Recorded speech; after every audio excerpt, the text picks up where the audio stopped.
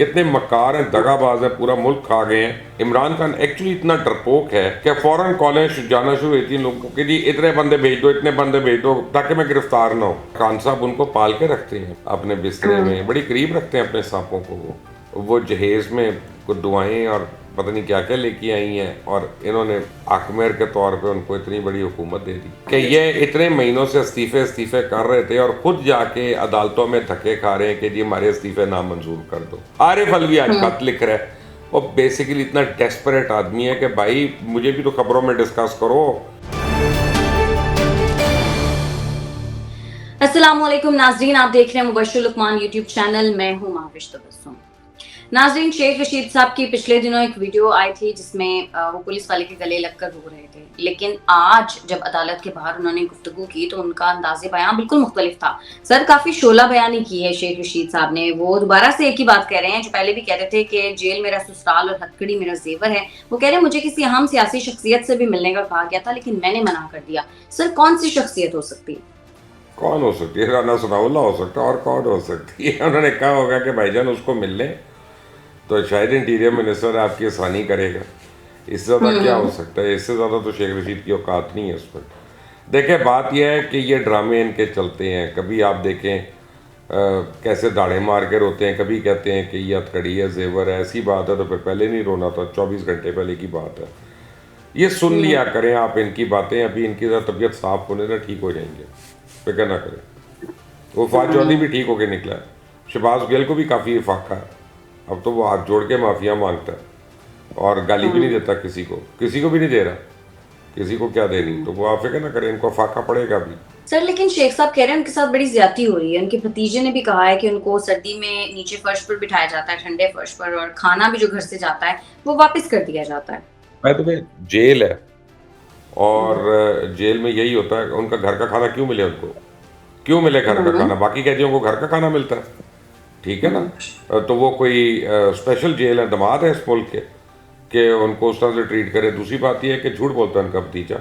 जो उनकी तस्वीरें खुद आई हैं, जो उन्होंने खिंचवाई हैं, वो कुर्सी पे बैठे हुए हैं, सिगार पी रहे हैं जेल के अंदर और खुश हैं, ठीक है ना। आप सुन लें, इनकी हाथी के दांत खाने के और दिखाने के और। वो तो ज्यादती तो शहबाज गिल के साथ भी हो रही थी, फिर हमने देख लिया कितने कितने उसको अटेंडेंट मिले हुए थे, किस तरह के उसके खाना पीना था। मिलते कर करके पुलिस वाले केले खिला रहे थे उसको, शेव कर रहे हैं उसकी, ये कर रहे हैं। आई मीन ड्रामे नहीं है आपको अभी तक पता नहीं चलता है कितने झूठे हैं माविश, कितने मक्कार हैं, दगाबाज हैं, पूरा मुल्क खा गए हैं और इनका आजमा जो अभी तक ठीक नहीं हो रहा। लेकिन सर, शहबाज गिल साहब तो काफी ज्यादा गमजदा नजर आए, काफी उदास थे आज प्रेस कॉन्फ्रेंस में। वो तो कह रहे थे कि मेरा तो जबड़ा तोड़ा गया रात के 2 बजे, मेरे पास तस्वीर हैं, और वो कह रहे हैं मैं किसी ओवरसीज को नहीं कहूंगा कि सियासत पे।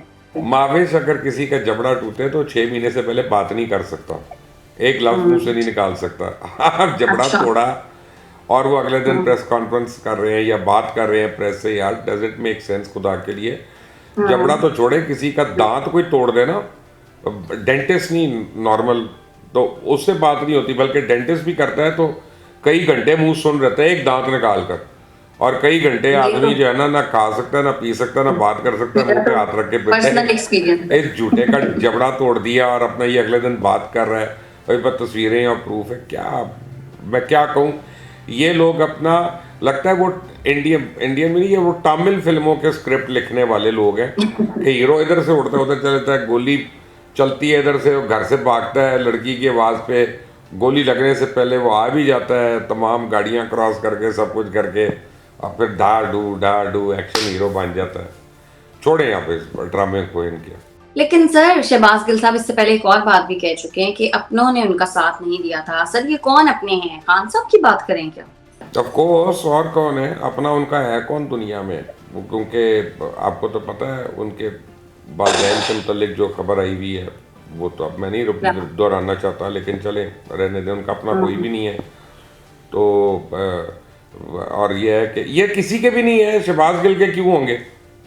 पहली बात तो ये है, ये क्या किसी और के हैं? नहीं, तो शहबाज गिल के क्यों होंगे? सर, पंजाब में एक तासुर और भी दिया जा रहा है, वो ये कि पाकिस्तान तहरीक इंसाफ के 5 बड़े रहनुमाओं की गिरफ्तारी के लिए लिस्टें बन चुकी हैं और पुलिस पर में जो बड़े तबादले पर है वो तबादले किए जा रहे हैं, और ये सब कुछ इसी वजह से किया जा रहा है। सर, इस बात में कितनी सच्चाई? देखिए माविश, तबादले जो होते हैं ना, वो तो एक रूटीन का मामला है।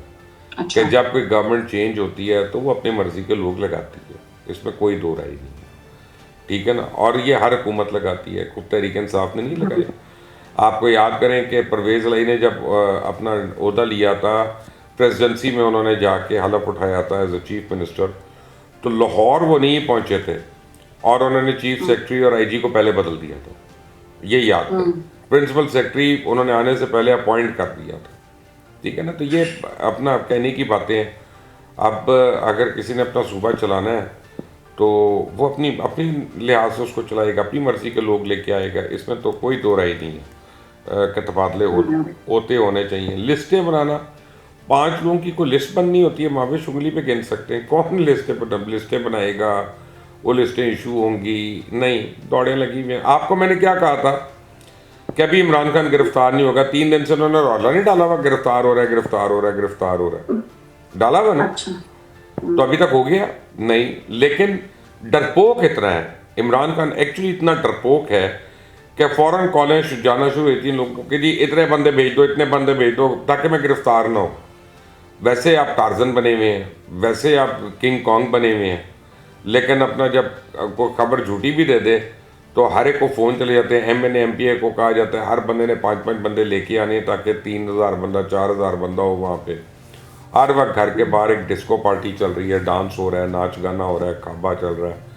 आई मीन कमाल का मुल्क उन्होंने बनाया। पर वैसे खान साहब ने तो लेकिन कल भी कहा है कि अगर जेल भरो तहरीक शुरू हुई तो मैं सबसे पहले गिरफ्तारी जी दूंगा। उन्होंने साथ ये भी कह दिया, साथ ही वो आपके डब्बू ने, नहीं खान साहब नहीं जा सकते क्योंकि इस तरह लीडर चले गए तो पीछे कौन करेगा। तो इसका मतलब तहरीक तो ना हुई ना, तहरीक तो ना हुई कि जो खुद से चलेगी। वहाँ पे अल्जीरिया में कौन सा अपना लीडर था जिसके पीछे वो शुरू हुई थी मूवमेंट? इजिप्ट में कौन सा था जब शुरू हुई थी? अरब स्प्रिंग पूरी आ गई, एक भी लीडर नहीं था वहाँ पे, मूवमेंट थी क्योंकि वो वाकई अपनी आज़ादी की जंग लड़ रहे थे या अपने राइट्स के लिए लड़ रहे थे, तो लोग उठ के खड़े हो गए।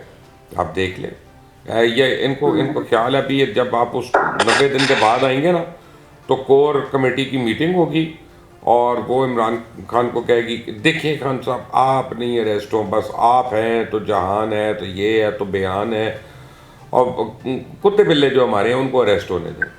और खुद भी तो दौड़े लगाएंगे, खान की भी दौड़े लगवाएंगे और लोगों को कहेंगे अरेस्ट हो। और बाय द वे इतला के लिए अर्ज़ है आपकी कि अभी तक पाकिस्तान के तूल अर्ज से एक आदमी वॉलंटियर नहीं आया सामने जो कहे मुझे अरेस्ट कर लो जेल भरो तहरीक में, एक भी नहीं सामने आया। वो एक मैंने लड़के की वीडियो देखी, लड़का तो नहीं भाई था अच्छा खासा, लेकिन वो बड़ा नाजुक सा था, कहते देखें हम यहाँ पे आए हैं, हम इतने लोग हैं लेकिन ये पुलिस वाले हमें मार रहे हैं, हम कैसे आज़ादी लेके आए अगर हमें मारते रहेंगे। तो मैं कहा देखो यार ये फुल कॉमेडी टाइम है, तो फुल नाजुक तो आपने खुद ही कहा है वो नाजुक सा है, तो जाहिर सी बात है। नहीं नाजुक अपने उसमें है, हिम्मत में। मैं अच्छा। वैसे तो मेरे से लंबा चौड़ा है, मेरे से अच्छा ज़्यादा अच्छा। तगड़ा है, ऐसी बात नहीं, लेकिन मैं उसके अदाओं की बात कर रहा हूँ और हिम्मत की बात कर रहा हूँ। सर लेकिन विफाकी हुकूमत क्यों दिन ब दिन फैलती जा रही है? वजीर आजम ने एक ही दिन में 5 नए मुशीर लगा दिए। एक तरफ IMF कह रहा है खर्चे कम करो और हम खर्चे बढ़ाए जा रहे हैं। ऐसे अब अनकरीब वज़ीर आज़म को एक मुशीर और लगाना पड़ेगा बड़ा स्पेशल, और वो होगा सिर्फ बाकी मुशीरों और वजीरों की गिनती करने के लिए, क्योंकि जब इतने ज़्यादा हो गए तो उसकी रोज़ सुबह ड्यूटी होगी, गिनती करके बताएगा कि आए ड्यूटी पे कि नहीं। देखिए वज़ीर आज़म का सिर्फ एक जो है ना जो सेविंग ग्रेस है वो ये है कि वो ये कह रहे हैं कि इनमें 50% से भी ज़्यादा हैं जो बगैर तनख्वाह के काम कर रहे हैं। मैंने मान लिया, लेकिन ये कोई मेरे नज़दीक ये कोई अकल की बात नहीं है। वो गाड़ी तो ले रहे हैं, पेट्रोल तो खर्च कर रहे हैं, वो दफ्तर तो ले रहे हैं, अमला तो लग रहा है वहाँ पे, फ़ोन तो लग रहे हैं, तो ये आप खर्चा तो डाल रहे हैं। और आपको मैं बताऊँ कि ये आपको जब मैं बात बताने लगा हूँ, ये एक्चुअली आज मैंने किसी को कहा है कभी शहबाज शरीफ साहब को ये मैसेज दो मेरा। अमेरिका कितना बड़ा मुल्क है, दुनिया की नंबर 1 ताकत है, और कितना उसका बजट है आप खुद सोच लें। आपको मुझे अंदाज़ा लगाने की ज़रूरत नहीं है। और अमेरिका में 14 वज़ीर हैं, 15वां जो है वो उनका वाइस प्रेसिडेंट होता है और 16वां जो है वो सदर होता है। यानी इतना बड़ा मुल्क 16 लोग चला रहे हैं, और हमारे यहाँ पे 300 की जो है वो कैबिनेट बनी हुई है सूबों की, अगर आप मिला लेते हैं साथ 350 भी हो सकती है। तो ये तो बिल्कुल ही मजाक बना लिया ना उन्होंने, वो अपना गन्ने चुपो वाली बात है, और माले मुफ्त दिले बेरहम। तो वजीर आजम के जितने दावे हैं वो खोखले नजर आते हैं इस इन अपॉइंटमेंट्स के बाद। सर, एक रिसर्च सामने आई है जिसके मुताबिक तहरीक इंसाफ झूठा बयानिया बनाने की मुहिम में इंडिया की जो बीजेपी पार्टी है उसके बाद दूसरे नंबर पर है। आपके ख्याल में ये रिसर्च हकायक पर मबनी है या बस ऐसे ही, क्योंकि बहुत सारे रिसर्चेस। मैं समझता हूँ ये दुनिया की तारीख में तीसरे नंबर पे है। पहला हिटलर था, दूसरा मोदी है, तीसरा इमरान खान है। इसके अलावा कोई हकीकत नहीं है, यही हकीकत है। और इसके अब तो एविडेंस आते रहे हैं कि आप देखें ना, हर कौन सी चीज़ है जिस पे यू टर्न नहीं है, कौन सी चीज़ पे जिस पे कलाबाजी नहीं है, कौन सी चीज़ है जिस पे झूठ नहीं है। आप देखें इमरान खान ने जैसे कह दिया जी KPK के 2 लोग पकड़े हैं, पकड़े तो नहीं, यानी उनका पता चला है कि वो मेरे कत्ल करने के लिए उनको उठाया गया। अरे रोज तुम्हारी विश लिस्ट में लोग ऐड होते जा रहे हैं भाई, खुदा के लिए कोई प्रूफ भी दे दो, कोई एविडेंस भी दे दो। अब यहाँ बैठ के मैं कहना शुरू हो जाऊँ कि ये अमेरिकन प्रेसिडेंट जो है ना वो मुझे चैनल से हटवाने की कोशिश कर रहा है, तो यार ये कोई बात है। फिर मैं को नहीं आइल ऑफ मैन में 3 लोगों को हायर किया गया जो आके लॉबी करेंगे यहाँ पे ताकि मेरा प्रोग्राम बंद हो। क्या ड्रामाबाजी यार, खुदा के लिए इतना छनकना समझा हुआ लोगों को। सर, फैसल वागडा साहब कह रहे हैं कि सांप के बच्चे पार्टी के मुखलिस लोगों को खान साहब के करीब नहीं आने देते, और साथ साथ ये भी कह रहे हैं कि खान साहब की नाअहली का 99.99% इम्कान है। तो सर, खान साहब आपके ख्याल में वाकई इतने इनोसेंट हैं कि उनको नहीं पता कि कौन उनके साथ मुखलिस है और कौन नहीं? इनोसेंट नहीं है, इनोसेंट नहीं है। खान साहब को सूट करते हैं सांप और सपोले, और खान साहब उनको पाल के रखते हैं अपनी जेबों में, अपने दिल के करीब, अपने हर जगह पे, अपने बिस्तरे में बड़ी करीब रखते हैं अपने सांपों को वो, और उनको पता होता है। खान साहब ने, चलिए मैं आपको एक एग्जांपल देता हूँ। जहांगीर तरीन और शाह महमूद कुरैशी की 14 साल लड़ाई रही है, एक अटेम्प्ट नहीं किया खान साहब ने उसको ठीक करने का, क्योंकि उनको सूट करता है कि सारे आपस में लड़ते रहें और उनको लीडर मानते रहें, कोई ग्रुपिंग ना हो जाए मेरी पार्टी में मेरे खिलाफ। दूसरा, फैसल वाडा जो है ना, अब ये आपको 5वीं 8वीं बार कह चुके हैं कि जी सांप है, आस्तीन के सांप है, उनके हैं तो बता दो, तुम तो नहीं वापस जा रहे, तुम्हारी तो रुकनीत भी मुअत्तल कर दी उन्होंने, खारिज कर दिया तुम्हें। बल्कि जिस वक्त प्रेस कॉन्फ्रेंस हो रही थी, उस प्रेस कॉन्फ्रेंस के ख़त्म होने से पहले उनका जवाब आ गया था, ठीक है ना, पहली फैसल वाडा की जो थी। तो नाम बता दो, हर वक्त कहते हो कि मैं आने वाले दिन नाम बताऊंगा। दूसरा, फैसल वाडा अपने पूरे स्क्रिप्ट में भूल गए हैं कि उन्होंने कहा था कि मैं अगले थोड़े दिनों में अरशद शरीफ के कातलों का भी आपको बताऊंगा, क्योंकि मेरे से वो राब्ते में, तो और मैं अपना फ़ोन जो है वो देता हूँ अगर उसमें कोई एविडेंस देता है ये वो, तो उसके ऊपर बात ही नहीं करते। तो फैसल वाडा की कौन सी बात का आदमी यकीन करे? खुद फैसल वाडा ने अपनी जायदादें जो थी यूके वगैरह की वो छुपाई थी गोशवारों में अपने, खुद उन्होंने अपनी ड्यूल नेशनलिटी जो है उसको छुपाया था, ठीक है ना। और तो उनकी भी तो बातों के ऊपर सवालिया निशान है ना। आप मुझसे कभी शेख रशीद का पूछ लेती हैं, फैसल वाडा का पूछ लेती हैं, जब आप ढक जाएंगी तो डब्बू के बात करना शुरू हो जाएंगी। भाई इन तीनों के अलावा आपको इमरान के इर्द गिर्द कोई मुखलिस आदमी नजर नहीं आता जो जेन्युइन सच्चा भी हो। सर, कौन है वैसे मुखलिस? बड़े लोग हैं, जैसे एक मैं पार्टी का बताता, नजीब साहब हैं, वो कराची के, इनके जो हैं वो बड़े मुखलिस हैं। आप देखिए जी, असद उमर साहब कह सकते हैं कि मुखलिस हैं, ये आप कह सकते हैं कि इमरान खान के मुखलिस हैं वो, बाकी कुछ और वो ना हो। यस, इवन सैफुल्लाह नियाज़ी वो इमरान खान से बहुत मुखलिस हैं, यानी बड़े लीडर्स हैं, ऐसी बात नहीं है, थोड़े नहीं है। बुशरा बीबी, मेरा नहीं ख्याल, मेरा ख्याल है कि बुशरा बीबी और इमरान खान जो हैं इनकी अरेंज मैरिज है, arrange in the sense arrangement के साथ मैरिज है, मुझे ये लगता है। कुछ लोगों का उसमें अमल दखल है, वो जहेज़ में कुछ दुआएं और पता नहीं क्या क्या लेके आई हैं, और इन्होंने आकमेर के तौर पे उनको इतनी बड़ी हुकूमत दे दी। सर, लाहौर हाई कोर्ट ने 43 हलकों में ज़िमनी इलेक्शन रोक दिए और इस्तीफे मंजूर करने का जो नोटिफिकेशन है वो भी कलअदम करार दे दिया है। अब आगे का मंजरनामा क्या होगा? तहरीक इंसाफ क्या वापस आएगी असेंबली में? तहरीक इंसाफ ने तो कह दिया, असद उमर ने तो बयान दे दिया कि जनाब राजा रियाज जो है अपना ऑफिस वेकेट करें, हम लोग आ रहे हैं, यानी लीडर ऑफ द अपोजिशन को उन्होंने ये कह दिया। तो तहरीक इंसाफ का तो आपको जवाब मिल गया कि वो आ रहे। पहली बात है, इस फैसले का खुश कौन होगा आपके ख्याल में? PDM होगी कि PTI होगा? सर, मुझे लगता है PTI। ओके, अब आपको बताता हूँ ये असल खुशी का मकाम जो है ना पीडीएम के लिए, अच्छा, पीटीआई के क्यों? लिए। देखिए पीडीएम जो है ना वो नहीं चाह रही थी कि इस वक्त इलेक्शन हो, क्योंकि अगर आज की तारीख में इलेक्शन होता है तो आज की तारीख में चाहे कम हुई हो पॉपुलैरिटी, लेकिन इमरान खान सबसे ज़्यादा पॉपुलर लीडर है और उनके वोटर ने उनको वोट डालने ही डालना है। ठीक है ना, वो नहीं हटना पीछे, उसने बारिश हो, आंधी हो, तूफान हो, उनके वोटर ने वोट डाल देना है जाके। और इतने ज़्यादा हलकों पे एक साथ जो है ना धांधली मुमकिन नहीं होती।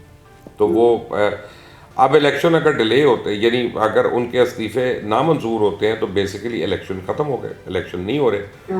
तो पीडीएम को तो बड़ी खुशी हो, पहले दिन से कह रहे थे इलेक्शन अभी ना कराओ, बजट नहीं है, पैसे नहीं है, जनरल इलेक्शन आने वाला है, तो उनका तो मौका माना गया।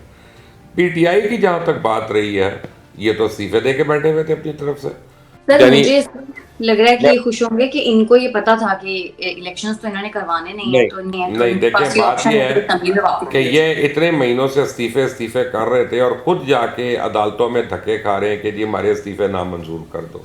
कोई कह रहा है मेरे जाली साइन है, कोई कह रहा है मैंने दिल से नहीं किया, कोई कह रहा है मेरे से ले लिया था लेकिन इस मौके के लिए नहीं था। यार क्या अपना असेंबली में बैठते हैं, दरूद शरीफ पढ़ के बात शुरू करते हैं, या अदालतों में आते हैं कलमा पढ़ के झूठ बोल देते हैं। इन लोगों का क्या एतबार करना। लेकिन पार्टी तो अभी शुरू हुई है। देखें इसी चक्रों में 7-8 महीने गुजार दिए हैं पीडीएम ने पीटीआई के।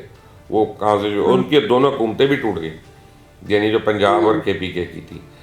तो अब वो उनको और 2 महीने खिला देंगे। All the speaker of the national assembly has to do इसके, वो इनको अभी बैठने की इजाज़त नहीं देगा। वो कह देगा मैं ज़रा इलेक्शन कमीशन से या मिनिस्ट्री ऑफ लॉ से इसके ऊपर क्लैरिफिकेशन लूँ कि ये हमारे ऊपर बाइंडिंग है कि नहीं, क्योंकि फ्लोर ऑफ द हाउस में जो बात होती है वो किसी अदालत में चैलेंज नहीं हो सकती। तो अब वो देखना ये है कि वो अगर खेलते हैं इसके ऊपर तो ये और बार रुसवा होते रहेंगे, और अगर नहीं खेलते तो वहाँ जाके अपना थूकावा चाटेंगे। So either case, either way, PTI has lost big time over here today. Sir सदर आरिफ अलवी साहब ने चीफ इलेक्शन कमिश्नर को खत लिखा है और कहा है कि सूबाई असम्बली में इंतखाबात जरा जल्दी करवा दें। आप समझते हैं कि सदर साहब की बात मानी जाएगी, क्योंकि गवर्नर्स तो कुछ और ही सोच कर बैठे हुए हैं। ये वही है ना कीड़ा निकालने वाला डॉक्टर, है ना। सर प्रेसिडेंट है यार हमारे मुल्क के, इसीलिए उन्होंने ये खत लिखा है कि आप भूल ना जाएं। इसीलिए वो खत लिखा है उन्होंने ताकि लोग उनको याद रखें, और वो कीड़े निकालने वाले डॉक्टर को। क्योंकि वजह ये है कि इलेक्शन कमीशन एक खुद मुख्तार अदारा है और वो किसी की डिक्टेशन नहीं लेता, वो ऑटोनमस बॉडी है। ठीक है ना, उसका एक तरीक़ाकार है।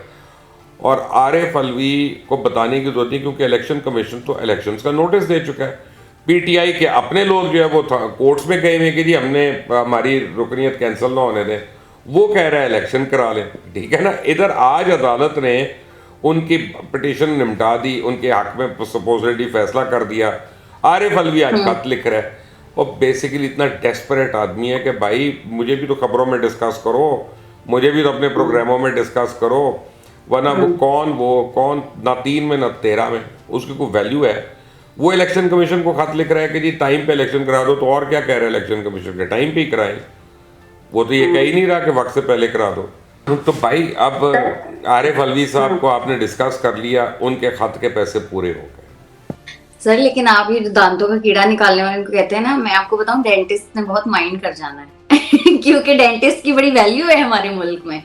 दुनिया के हर मुल्क में वैल्यू है, दुनिया के हर मुल्क में डेंटिस्ट की वैल्यू होती है। मैं तो बड़ा उनकी रिस्पेक्ट करता हूँ, और स्पेशली डॉक्टरों की। लेकिन ये उनकी स्पेशलिटी है कीड़ा निकालना, तो अपने खत के जरिए भी उन्होंने कीड़ा ही निकाला है। इससे ज्यादा उन्होंने कोई काम नहीं किया।